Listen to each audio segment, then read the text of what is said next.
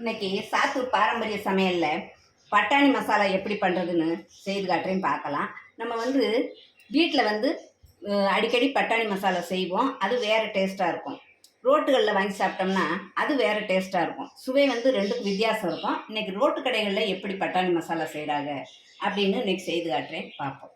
பட்டாணி மசாலா பண்ணுறதுக்கு 1 கப்பு பட்டாணி எடுத்து நைட்லேயே ஊற வச்சு, இப்போ குக்கரில் 4 விசில் விட்டு, அதாவது உப்பும் மஞ்சத்தூள் 2 போட்டு 4 விசில் விட்டு எடுத்து வச்சுருக்கேன். ஒரு உருளைக்கிழங்கை குக்கரில் போட்டு நல்லா வேக வச்சு மசிச்சு எடுத்து வச்சுருக்கேன். அடுத்து பட்டாணி மசாலா பண்ணுறதுக்கு வேண்டிய பேஸ்ட்டை ரெடி பண்ணி எடுத்துக்கிடுவோம்.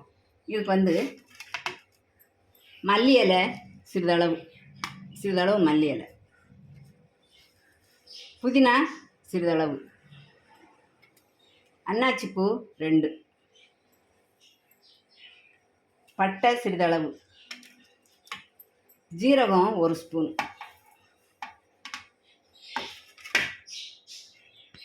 பச்சை மிளகாய் 1, தக்காளி ஒரு பெரிய தக்காளியை கட் பண்ணி வச்சுருக்கேன், அதையும் போட்டு, ஒரு பல்லாரி வெங்காயத்தை கட் பண்ணி வச்சுருக்கேன், அதையும் போட்டு. இப்போ இதை மிக்சியில் ஓட விட்டு பேஸ்ட் பண்ணி எடுத்துக்கிடுவோம். பாருங்கள், அரைச்சி எடுத்தாச்சு. இப்போ பட்டாணி மசாலுக்கு வேண்டிய மசாலா நம்மளுக்கு ரெடி ஆயிடுச்சு. கடாயை அடுப்பில் வச்சாச்சு. இதில் கொஞ்சம் எண்ணெய் விட்டுக்குருவோம்.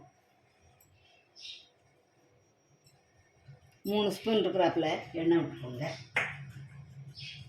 எண்ணெய் சூடாகட்டும். எண்ணெய் சூடாகிடுச்சு. 1/2 ஸ்பூனு ஜீரகம் போட்டுக்குருவோம்.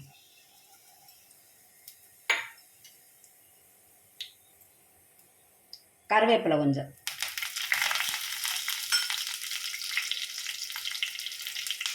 இஞ்சி பூண்டு பேஸ்ட்டு 1 ஸ்பூன் போட்டுக்கணும்.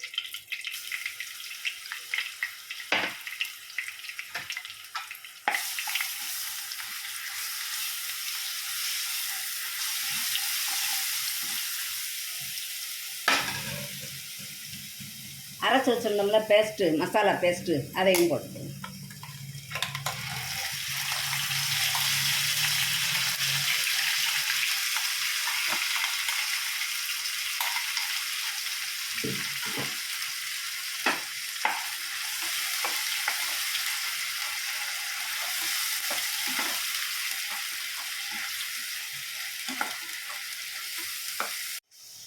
பாருங்க, இப்போ பட்டாணி மசாலாவுக்கு வேண்டிய மசாலாவை போட்டுருவோம்.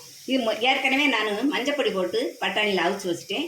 அதனால் இதில் வத்தல் பொடி, மல்லிப்பொடி, கரம் மசாலா, மட்டன் மசாலா, சிக்கன் மசாலா எல்லாம் கலந்து எடுத்து வச்சுருக்கேன். எவ்வளவு நம்ம ரெடி பண்ணுறோமோ அதுக்கு தகுந்த மாதிரி நீங்களும் எடுத்துக்கோங்க. நான் 1 கப்புக்கு தகுந்த மாதிரி எடுத்து போடுறேன்.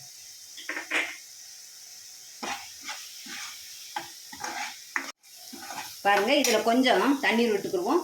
தண்ணி விட்டு கொஞ்சம் எண்ணெய் பிரிஞ்சு வர்றது வரைக்கும் கொஞ்சம் வேக விடுவோம்.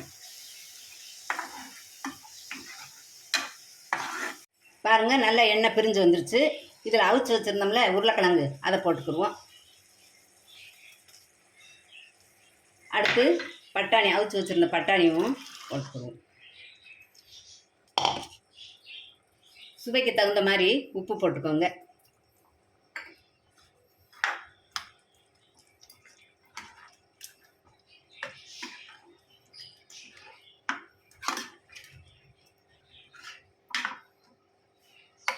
நல்லா கொதிச்சு வேகும்.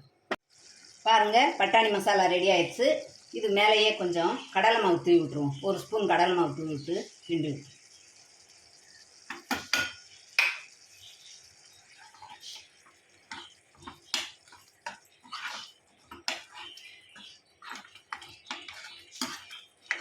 பாருங்கள், இப்போ நம்மளுக்கு ரோட்டு கடை பட்டாணி மசாலா ரெடி.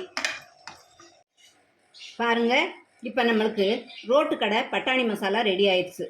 இது சப்பாத்தி, பூரி, சாம்பார் சாதம், ரசம் சாதம் எது கூட தொட்டு சாப்பிட்டாலும் ரொம்ப அருமையாக இருக்கும். இதே மாதிரி நீங்களும் வீட்டில் செய்து சாப்பிட்டு பார்த்துட்டு உங்கள் ஃபீட்பேக் எழுதுங்க. நன்றி.